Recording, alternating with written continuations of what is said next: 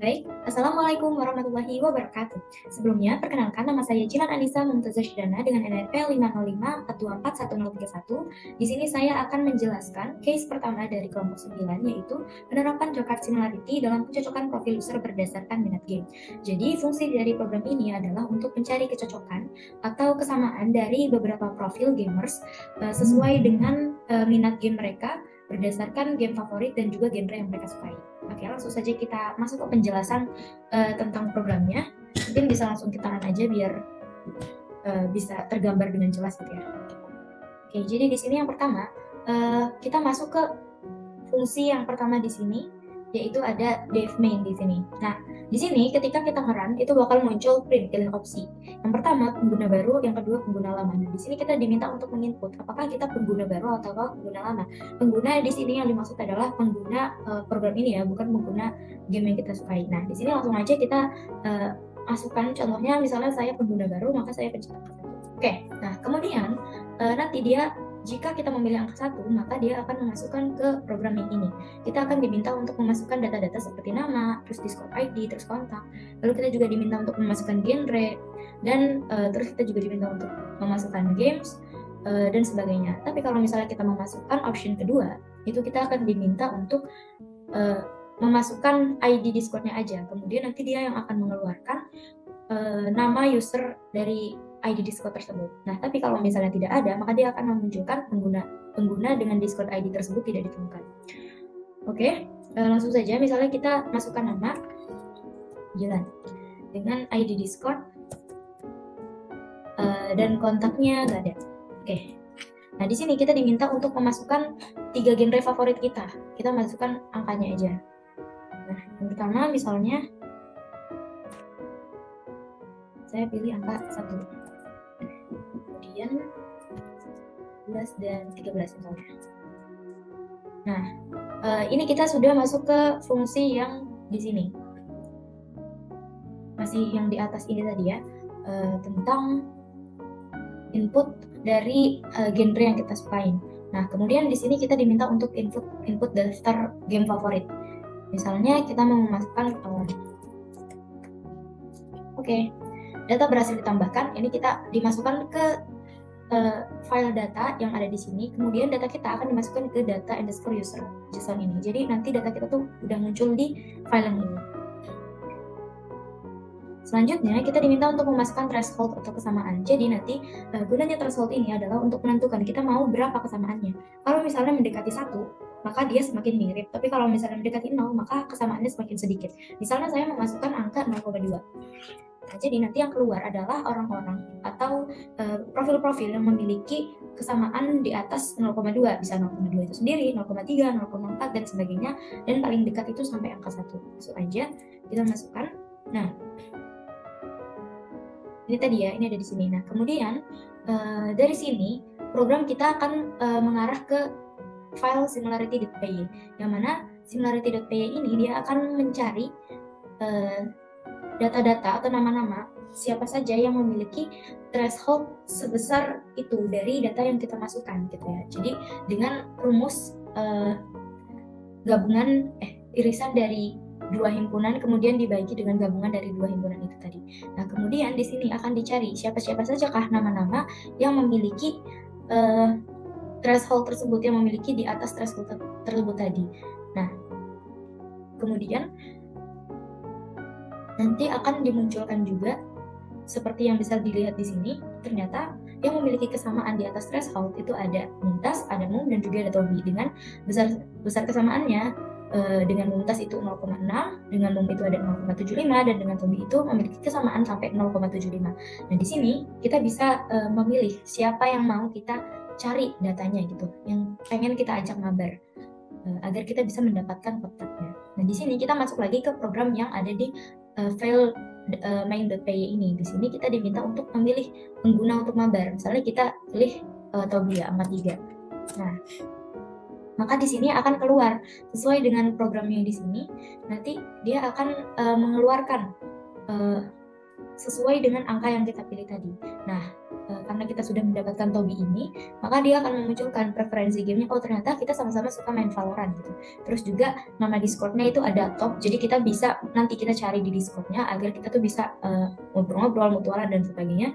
Dan ternyata dia juga memiliki kontak lain, yaitu kontak Instagramnya yang demikian ini. Seperti itu untuk kode dari case pertama ini. Terima kasih.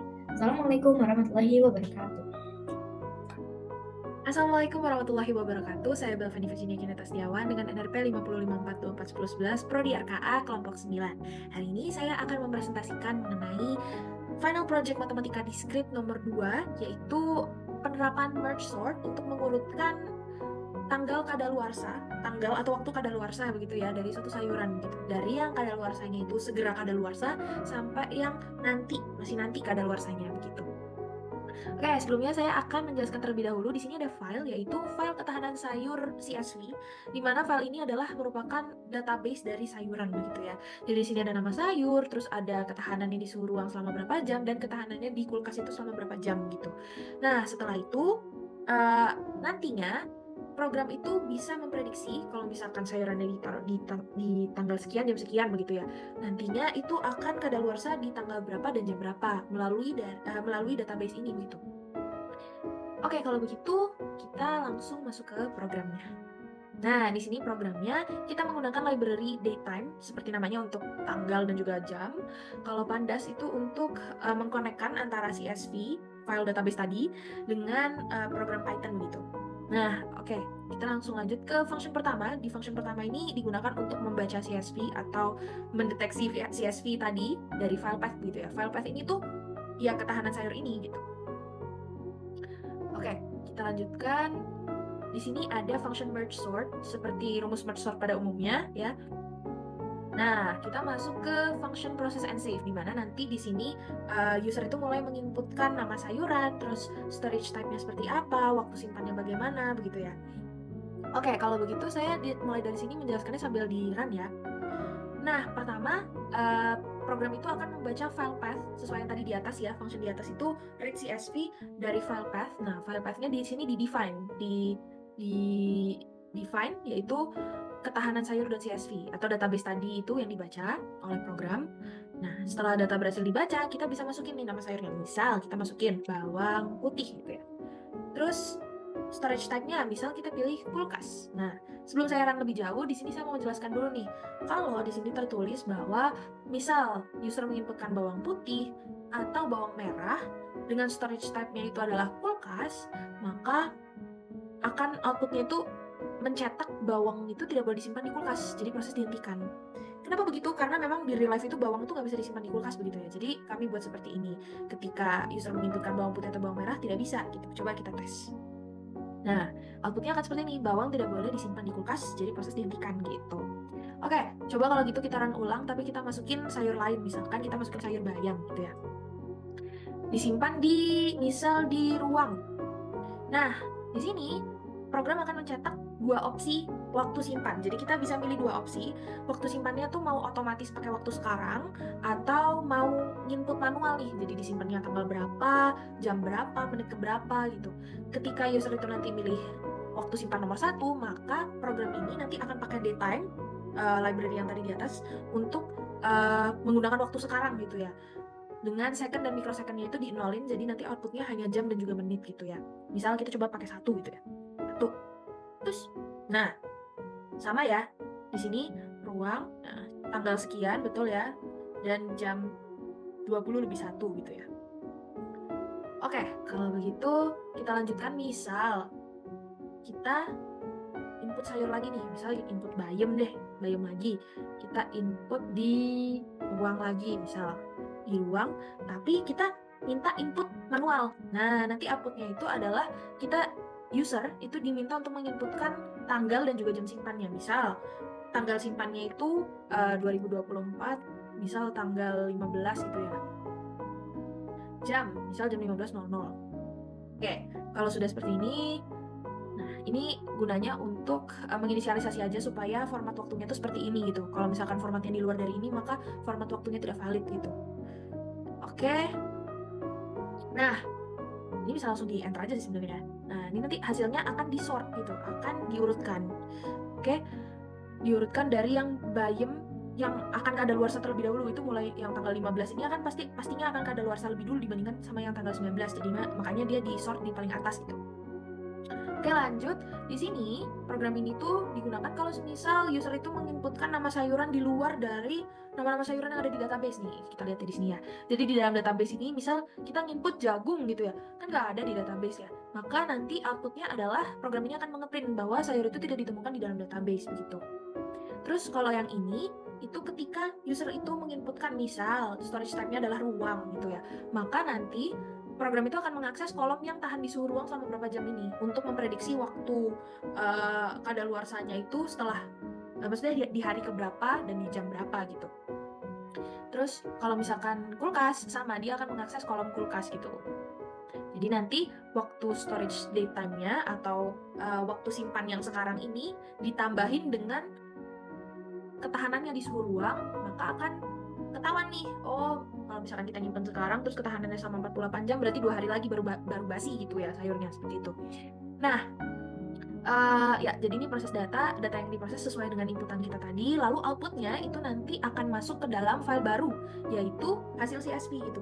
File CSV juga bentuknya, tapi untuk sorting outputnya, jadi hasil sortingnya akan di situ semua gitu. Jadi data yang sudah disort tadi itu dibuat sebagai data frame. Data frame itu supaya nanti itu jelas gitu. Ada kolom-kolomnya walaupun nggak ada tabelnya, tapi tertata gitu sesuai kolomnya masing-masing gitu. Nah, data yang sudah disort sesuai kolomnya masing-masing tadi itu dimasukkan ke dalam CSV yang hasil tadi. Hasil CSV ini ya, output file dengan indeksnya adalah sama dengan false. Jadi nanti 0, 1, 2, 3, 4, 5 itu nanti hilang, jadi nggak ada. Hanya urutannya aja begitu. Udah deh, proses bisa dijalankan. Nah, kita bisa lihat di sini ya untuk outputnya ya. Nah, ini kan sudah ada nih. Nah, ini yang tadi kita inputkan bersama-sama begitu ya. Di sini bayam, jenis sayurannya bayam, penyimpanannya di ruang gitu ya. Terus tanggal simpannya itu tanggal 15, yang pastinya akan kadaluarsa lebih dulu dibandingkan sama yang tanggal 19 begitu kan. Terus tanggal kadaluarsanya diperkirakan tanggal sekian, jam sekian gitu. 48 jam kemudian atau bisa dibilang 2 hari kemudian gitu ya. Nih, tanggal 15 dan tanggal 17. Sama seperti ini juga, tapi di sini bedanya kan kita menggunakan waktu sekarang. Nah, kita coba lagi kalau semisal nama sayurnya itu nggak ada di database. Misal kita masukkan jagung gitu ya. Masukkan jagung, penyimpanannya di ruang. Misal input waktu sekarang. Nah, sayur jagung tidak ditemukan di database. Kenapa? Karena ya seperti yang tadi saya bilang, di dalam database itu tidak ada sayur jagung. Jadi outputnya sayur jagung tidak ditemukan di dalam database. Begitu. Kurang lebih seperti itu. Mohon maaf apabila saya ada salah kata. Terima kasih. Wassalamualaikum warahmatullahi wabarakatuh.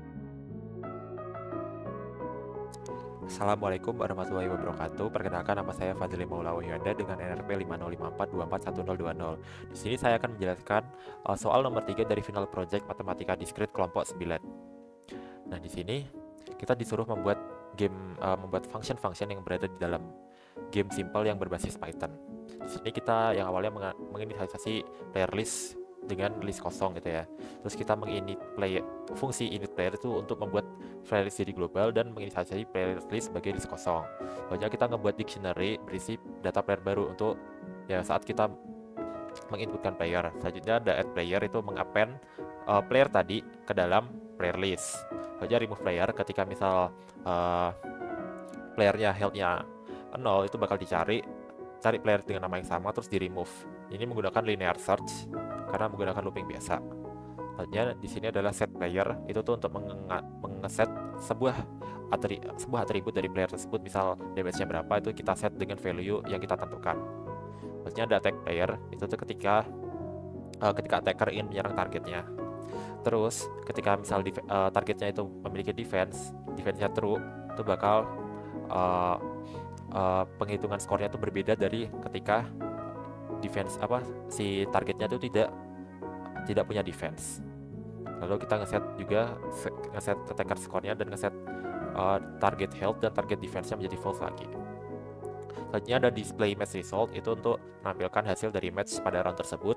Nah, di sini saya menggunakan algoritma bubble sort. Nah, dan diurutkan berdasarkan skor. Nah, misal skornya sama, selanjutnya diurutkan berdasarkan health dari player tersebut. Nah, ini adalah implementasi dari function yang ada di game.py tadi. Di sini saya membuat gamenya kurang lebih adalah battle royale dan round terbatas. Jadi kita ngeset maksimal roundnya berapa. Di sini juga kita ada otomatis dan manual. Nah, yang dijalankan pertama adalah initial player. Terus kita milih otomatis atau manual. Selanjutnya kita pilih modenya. Round terbatas atau battle royale. Kalau misal round terbatas kita juga input maksimal roundnya berapa. Terus di sini kita masukkan playernya. Terus ntar bakal ditampilin playernya apa saja. Terus kita mulai nih roundnya, kita mulai dari round 1. Terus kita bakal while loop dari dia bakal berhenti ketika playernya tuh 0 atau round maksimalnya tercapai gitu. Terus kita menggunakan random juga untuk men-shuffle playernya dengan function library random ini untuk shuffle, dan kita untuk choice playernya random choice untuk memilih potensial targetnya siapa itu kan, jadi bakal dipilih secara random. Dan ini bakal berjalan terus ini yang otomatis ini bakal berjalan terus secara otomatis sampai tadi layernya tinggal satu atau roundnya sudah terpenuhi. Nah, misal targetnya health-nya 0, otomatis kita nge-remove player tersebut. Kita langsung coba jalankan saja ya untuk mempersingkat waktu. Ya, di sini misal kita masukkan 3 player. Nama player pertamanya adalah saya sendiri, Fazli, dengan damage 20 dan defense power-nya 15. Selanjutnya ada teman saya sendiri, Belva, dengan damage berapa ya? 15 deh. 15 dan defense-nya 20. Selanjutnya ada Mumtaz dengan damage 30 dan defense power-nya 0. Nah, kita pilih otomatis dan pilih battle royale. Nah, ini bakal berjalan terus sampai playernya tinggal 1. Nih. Nah, di awal ini, kan tadi udah kita acakkan playernya, jadi si Belva tuh yang pertama mendapat giliran menyerang itu Belva, terus dia memilih untuk menyerang saya. Terus si saya sendiri itu tidak berlindung. Si saya sendiri itu bisa punya pilihan juga untuk berlindung atau tidak. Nah, ketika memilih untuk berlindung, saya tidak bisa menyerang sama sekali. Nah, begitu terus sampai semua player tuh habis. Ini kan berkurang kan playernya, kayak health-nya berkurang terus. Nah, yang mati pertama adalah si Fazli, saya sendiri. Terus tinggal Mumtaz dan Belva nih. Terus yang mendapat giliran pertama untuk menyerang adalah Mumtaz. Otomatis si Mumtaz itu memiliki keunggulan kan, karena si health-nya si Belva itu tinggal 10 dan si attack-nya Mumtaz itu ada 30. Walaupun si Belva sudah berlindung, dia tetap akan mati. Nah, begitu. Sekian dari penjelasan saya. Wassalamualaikum warahmatullahi wabarakatuh.